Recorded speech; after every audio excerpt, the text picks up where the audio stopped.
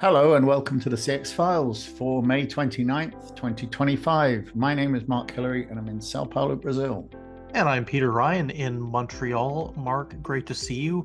Back in Canada after a few weeks in Europe. Always nice to be recording the CX Files and nice to be catching up with you a little bit offline as well about some of the latest LinkedIn shenanigans that seem to be going on. Yeah, it certainly seems to have kicked off again online in the past week or so. The LinkedIn episode that we did, what was it, 3 or 4 weeks ago? Yeah. That certainly seems to have come back again, and more people are talking about it. Yeah, very much so, very much so. And I think that this is just not something that's going to go away anytime soon. That said, we've got a really cool episode that I recorded earlier this week, Mark, talking a little bit about CX Outsourcers 2025, which, as you know, took place earlier in May in Munich, Germany. So what I thought I would do would be to assemble three delegates. So we had Kevin Lightfoot from Ascension BPM, we had Ahmed Refky from Planovate, and Carrie Ramskill from HGS, who took part in the Munich CXO. And we had a little chat a little bit about what their experience was, about what they had in terms of impressions of CX Outsourcers 2025, and just an overall idea from the three of them about how the content and the networking that they participated in would have been relevant or is relevant in terms of what they're doing as CX and outsourcing leaders going into the rest of this year. Yeah, excellent, excellent. Well, I know that we've been promising an update on what happened at CXO, and I saw that you did publish some like a summary of some of the key talking points. I'm assuming then that we're going to have the perspective of the three guests as well as your views based on your summary as well. Yeah, and granted, I am biased, but at the same time, one of the reasons I love having Carrie, Kevin, and Ahmed on the line was because of the fact these are three straight shooters, and you're going to get their perspective in terms of how they actually felt about being participants. I was delighted to see that all three of them had enjoyed the conference very much. I'd just like to make a shout out here that Ahmed won the Lifetime Achievement Award as a CX leader. We were absolutely amazed to have him at the conference to be able to present this live and in person. You'll recall that Rod Jones was the winner in 2024. And the fact of the matter was that as you listen to this interview, you'll find all of them highlighted the quality of the speakers, how the content was balanced, but they really all, to a person, appreciated the networking aspect of CX Outsourcers too, which I was really happy about. And that seems to be a big magnet for people coming back year on year. Yeah, absolutely. I mean, that's definitely one of the best things about the live events, and certainly something that we missed for a couple of years during the pandemic. Exactly, exactly. So listen, I think we should go to our interview with Carrie, Ahmed, and Kevin and find out a little bit about what their thoughts were about CXO 2025. I could wax lyrical all day about it, but it's better to hear from three delegates.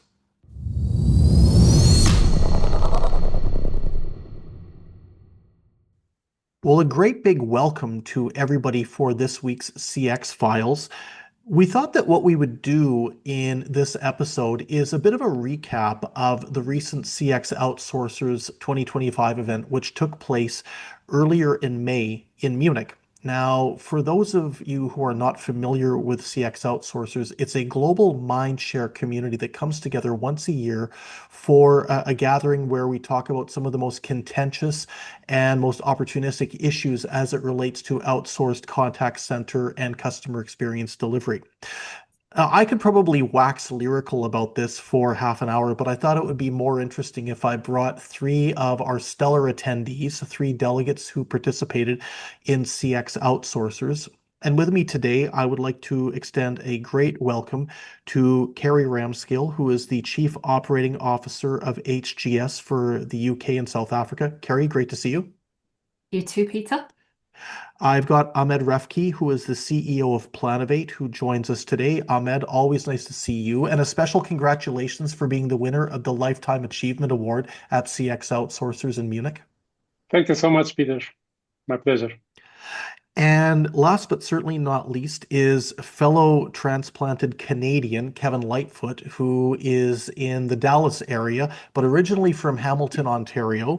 He is the CMO for Ascension BPM. Kevin, always great to catch up with you. It's a pleasure to be here, Peter. So, right off the top, I would like to not just thank you all for participating in our podcast today, but also for attending CX Outsourcers in Munich. Carrie, starting with you, what were your overall impressions of the event as you got to Munich for the kickoff cocktail party, all the way through to the end where we finished up with a great pizza lunch? I mean, the event was fantastic from my perspective, really well coordinated. The themes were really bang on trend, but also made you think about and reflect on actually the sense of purpose this market has to offer. I think it's quite easy to get, caught up in the talk of technology and everything that comes with it. And I think from the moment we touched down in Munich, the amount of like-minded people that were there, that were so open to collaborate. I think my key takeaway was that the landscape is changing. There's no doubt that the landscape is changing for us as an industry, and for us to openly share what that means for us individually and at a company level and at industry level was really welcome for me. But I think it's almost that optics as well around how, yes, the landscape's changing, but not to get consumed by the talk. We also need to keep delivering the here and now, as well as looking at new tools and technologies that are there to offer. We also need to remember that it still comes down to there's a customer at the end of this process in our industry, and it's always around what is the right outcome to service that person. And there's a human element that we need to protect and remember. And I think, listening to the vast range of speakers that were there in Munich and the people that were attending, it always still came back to the outcome, regardless whether we were talking about technology or talent. It was around the outcomes that us as an industry can influence and share. Thanks, Carrie. And Ahmed, I'll throw that same question over to you. If you were to Sure. look back a few weeks ago at the CX Outsourcers event in Munich, what would you say that probably the biggest takeaways were for yourself? I would say, as Kerry said, definitely the attendees was a great plus. I mean, the event was really very impressive. We had the opportunity to learn and exchange ideas and views with different peoples and different minds from the global community and from all sides of the table, which is very important. When we had clients, we had advisors, we had BPO providers, so people from different minds and from different sides of the table, which was really a plus here. The material presented was really great and the learning experience. The group exercise was definitely something that we all learned from. We had this group sessions, and this was really great. And of course, at the end, I mean, I would definitely say the venue and the location was a great plus. Well, thank you very An much. an excellent choice, definitely. Thank you very much for that, Ahmed. And Kevin, I'm going to ask you to give your impressions of CXO 2025 in Munich, but I'm going to twist it around a little bit because you attended our event in Atlanta last year. So maybe if you can give us some thoughts a little bit about what you took away from Munich, but also how the event contrasted or complemented what you saw last year in the Atlanta iteration. I'm certainly glad to. And that was sort of what was coloring my impressions coming into Munich. Having been in Atlanta the year before, I saw what the research was showing at that point, showing how AI was disrupting the whole environment, how other technologies were impacting the sector, as well as the concerns of buyers. And with that backlink into what has happened in the past year, walking into Munich, we're thinking, okay, where's this going to go? And I think your research really bears it out that while the whole sector in the industry, as Carrie pointed out, is facing a lot of disruption and a lot of uncertainty, there is a pathway forward. And that pathway is focusing on several different things that the research bared out, whether it's security compliance, building that into better, using AI properly, right? I was really encouraged discussions that we had in Munich was the focus on the agents, and it wasn't more getting more out of the agents or forcing agents to do more, but assisting the agents. And whether that was giving them more tools like AI tools to work in the background, and really emphasizing the human first, human last strategy of customer experience. That's really what I saw come out of Munich. And you didn't see that maturity of thought of how AI was going to impact the industry in Atlanta. People were thinking about it. They were doing a lot of work trying to figure it out. And the research is sort of emerging. And I don't know if it's because the software developers around AI are building it that way, or they're responding to the demand of, you got to help our agents. You got to give them more tools. You got to work more in the background. And we're not going to lead with AI, but we're certainly going to keep it in our toolbox and make sure we pull it out when we need it. So, Kevin, you were a first timer in Atlanta. Carrie and Ahmed are first timers, or were first timers in Munich. And I think first impressions count. So, Carrie, I'll start with you on this one.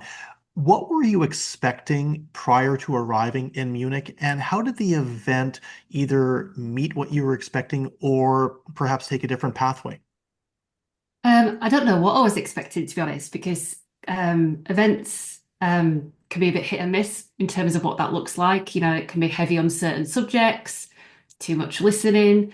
What I really found coming into the CXO event was that it was a perfect balance of learning, so content that you could learn from, take back into your day-to-day lives, sharing, that you got the ability to talk about, what we're doing in our markets, from various different people in the room, coming from different backgrounds, but then also the networking potential as well, that it wasn't just sitting and absorbing, and you got a lot of variety, and you got to see a wonderful venue and a lovely city in Munich as well. It was just a perfect balance between the content in the day and then the events and the true German authentic experience in the evenings as well, which was fantastic. And it covered numerous topics. I think events tend to drill down on maybe one topic or go in a little bit heavy, but it was just a perfect balance for me. And it gave me such a unique sense of pride around our industry and what it offers. When you all sit in the room and talk about the achievements that have been made and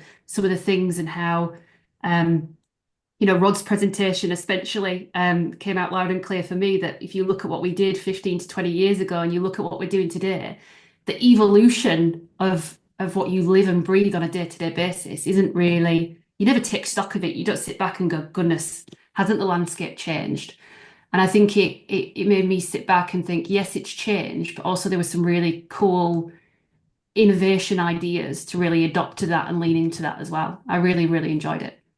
Okay, that's super feedback. Ahmed, what about you? What surprised you most about the event when you got to Munich and you participated, given the fact that you'd not attended one before? Honestly, at the beginning, when I was coming to Munich, I was expecting another networking event, meeting old friends and making new friends. But this was really, really nice and good. I mean, talking to people, of course, making new friends and networking was definitely a plus. But also the material itself. I did not miss any session out of all the sessions. And I think every session, every discussion we had, from different people that were attending was very helpful and insightful. I think it was way much more than just a networking event. That's great to hear. And I'm glad that you were able to get so much out of those sessions. It's rare that you actually find people that say, I literally stayed for every session. I've had so many people who have come back with that, which is just great.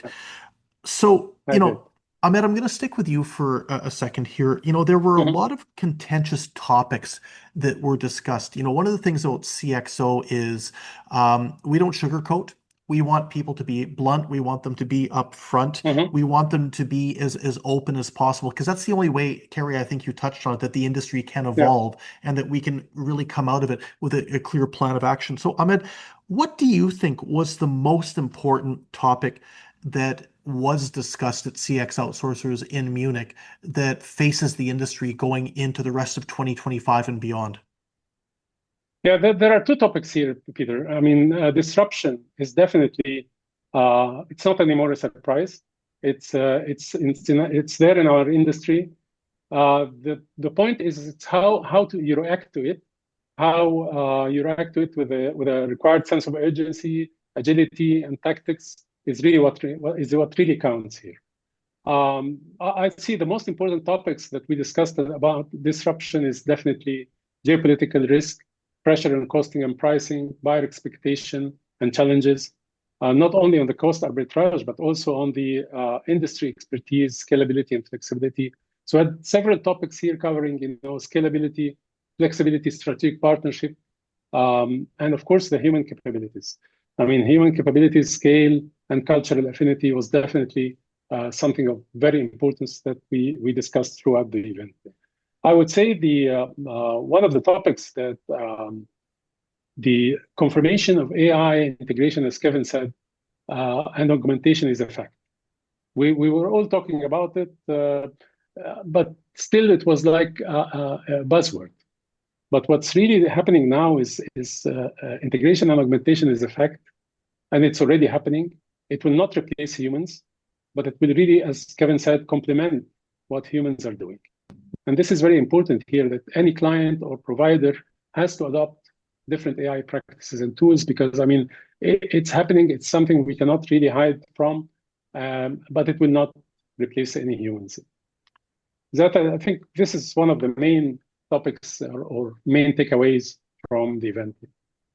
But I love what you just said, because, Kevin, I'm going to come back to you on this point as a follow-on, because if I recall in Atlanta and I recall in Glasgow, these two events happened after the ChatGPT hype cycle started, and all we heard over the course of those events was so many opinions. And I'm not saying that they were wrong. It was just that point in the cycle of discussion around AI. All the topic that people seemed to want to discuss was how to replace humans with generative AI. This event was probably the first one I've been to this year. And this is not self-backslapping or anything like that, but it was really interesting to see as you went through the discussions, whether it was the disruptors panel, the digital transformation presentations, some of the discussions around verticals and so forth.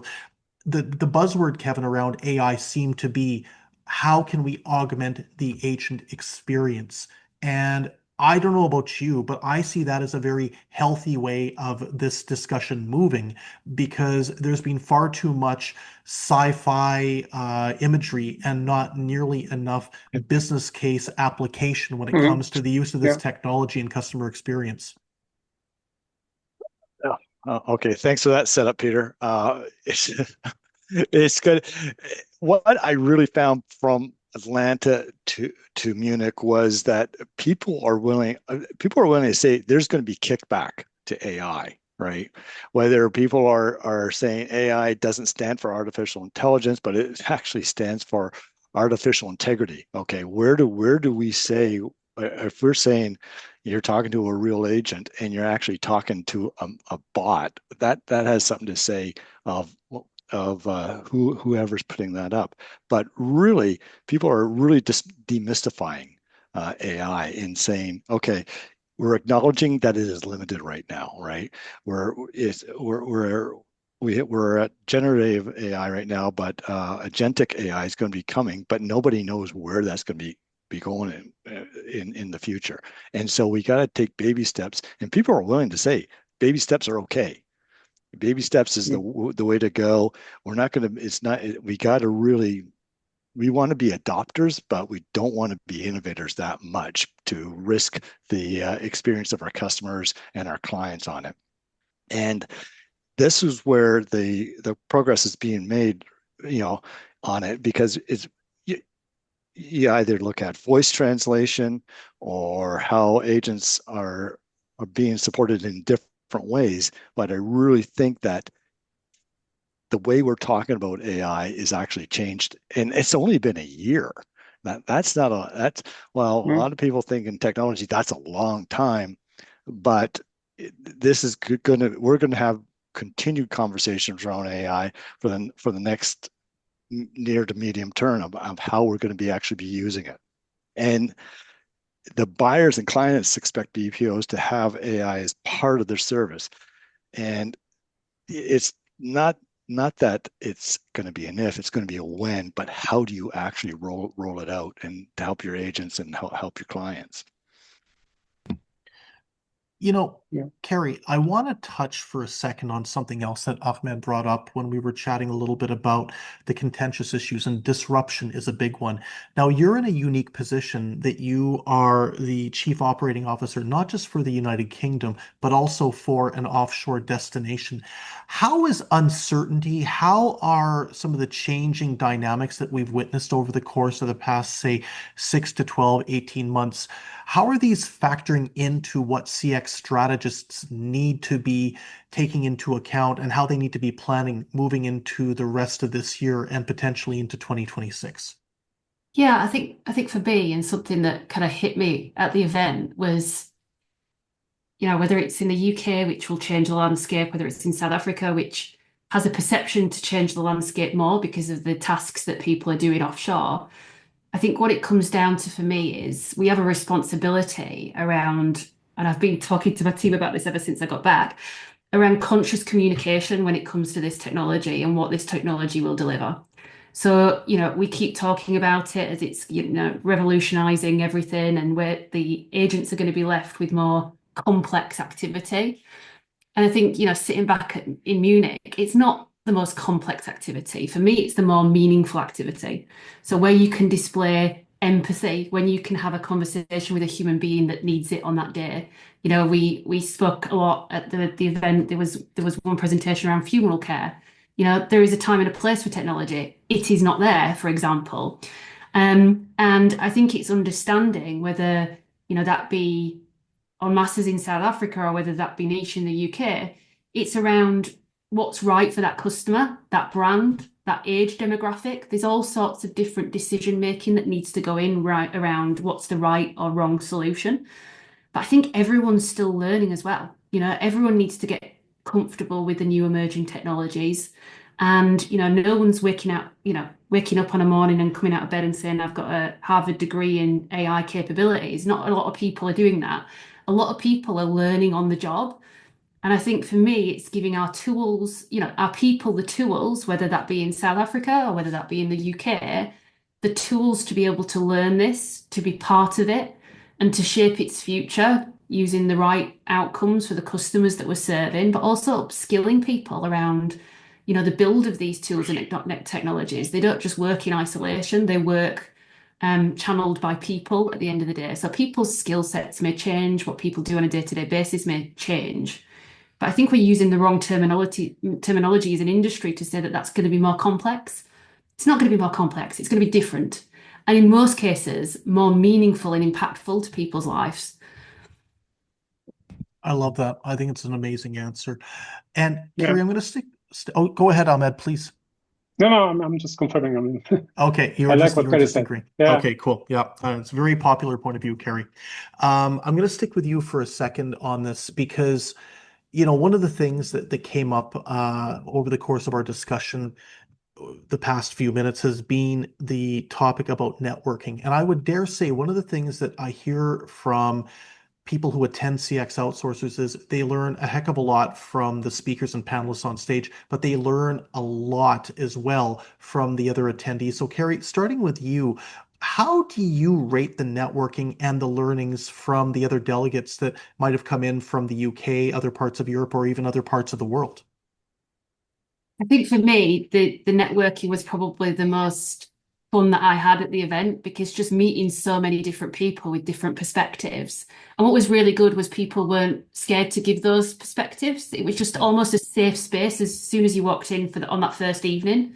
I think when you walk into somewhere for the first time, you're almost a bit skeptical about how is it going to go. But there was just such a energy about it. But I think what's really stayed with me is the networking opportunities that's come after the event. We've carried on. So the amount of people that I connected to once I'm there, I'm having coffee with someone next week in Manchester who lives near me to continue the conversation.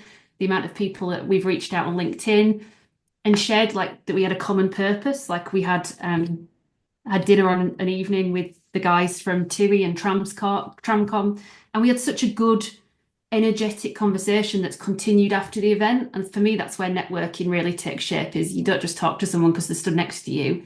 You choose to continue to talk to them about the topics that we uncovered on that day. And I'm still pinging people from those few days, talking about the content and talking about what we're doing moving forward. Ahmed, was that similar to the experience you had with the Yeah. event? Peter, I always say the world is too small and our community is really too small, and this was really confirmed.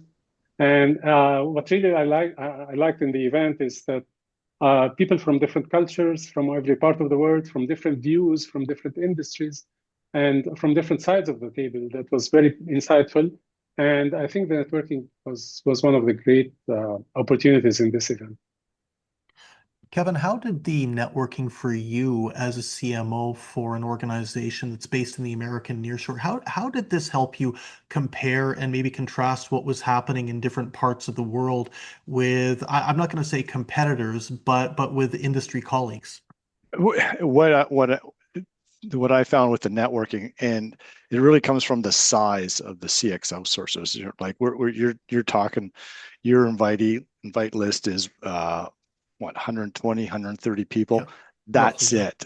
That's it. It's an intimate and informed group of people, not only from the BPO space, but nice part about the CX outsourcers is you get those outside views. You had the HR consultant who came in and talked to us, and she was wonderful. You had buyers come in who never really come into our BPO space, but you brought them in, and that really makes it much more intimate. Plus, a lot of events in our space, they're larger events, and there's networking events. Forgive me, but they're almost like cattle calls, right? They're like a large feeding lot of people just sort of milling about, and there's not a whole lot of movement or discussion. This one, and they can't help it because of their size. This one is specifically small, it's intimate, and people can move around. And if you don't know somebody, there's somebody right beside you who knows them, who can introduce you and make that connection. So the structure and size of the CX outsources really contribute to the extraordinary level of networking you can get. And it's not, as Carrie said, it's not networking just for the event. I learned in Atlanta, I developed some relationships there that carried me right through the entire 12 months. And I just, I saw people in Munich that I've been talking to frequently over the past 12 months. And that was the beauty of it. And I expect that to continue after Munich. That's fantastic. Really good feedback. And, it's interesting about the discussion around the networking and what people are learning from other delegates, the presentations and the panels. I had a chat with somebody who had told me that they were discussing with some of the higher ups in their organization about whether or not they should come. And the question that they kept getting asked was, well, how many leads are you going to get? Where's the business development going to come? And they said, it's not a business development event. It's an information and education and networking event. And the comment that they made to me that they said was really the clincher as they talked to their managers was, how do you expect me to learn where the industry is going if we can't go to a thought leadership event? And that's the way we like to position CX. So final question for each one of you, starting with yourself, Ahmed. Will we be seeing you at CXO 2026 in Canada? Definitely, I'm looking forward. Great. Carrie? Yeah. 100%. I've already researched what the weather's going to be like in that month. Well, get your and what I need to pack, out. make sure it's not too cold. We no guarantees in Canada. Kevin, it's going to be an easy trip for you to come back home. Yep, I'm looking forward to it already. Okay, fantastic. Well, just so you all know, for the listening audience, we've announced it will be in Canada and it will be in May next year. More details coming imminently, and I stress the word imminently. So thank you very much to my esteemed panel of colleagues today for joining. Carrie, Ahmed, Kevin, wonderful to see you all, and I hope we all get to regroup live in person sooner, if not later. Perfect. Thank you so much, Peter. Thank you for the invitation, Peter.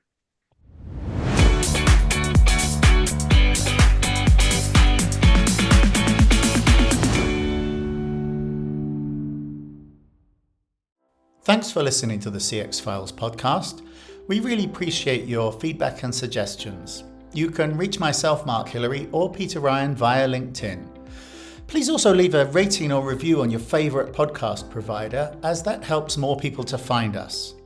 As always, we'd like to thank Chris Haig at Traction Media for the CX Files graphics. See you next week.